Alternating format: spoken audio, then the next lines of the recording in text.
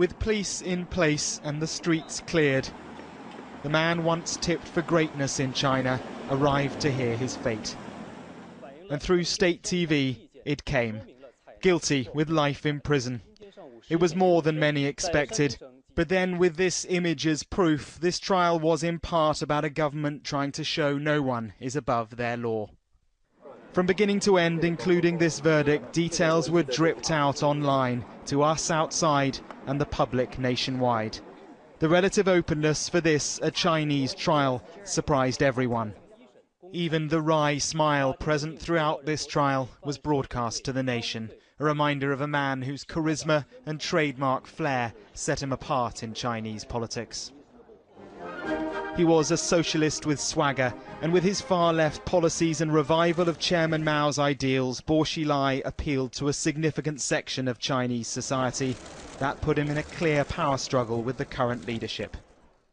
But it was a murder which set his fate. Neil Hayward was the British businessman and close friend of the Boer family, found dead at this hotel in November 2011. The conspiracy began to unfold.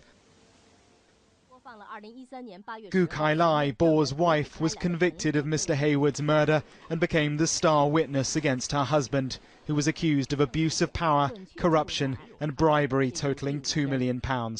He had become the convenient poster boy for the government's anti-corruption drive.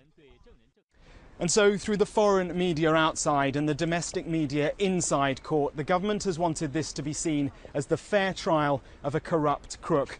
He may well have been corrupt, but this is much, much more about the political purging of a man who posed a real threat to the communist leadership. Talking politics in China is sensitive, but a few in Jinan did stop with their views.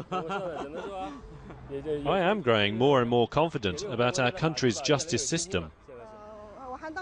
I thought he might get a light sentence because he was a high-level official, so I'm satisfied. For China to be able to have an open trial is great progress. And getting reactions like that, according to academic Chu Feng, was precisely the government's aim. If Xilai's trial had been clearly unfair, that would probably have been counterproductive. It would only increase Xilai's popularity. A fair trial is more likely to make his supporters accept the result.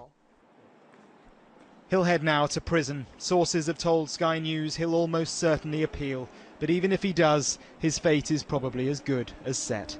Mark Stone, Sky News in Jinan, China.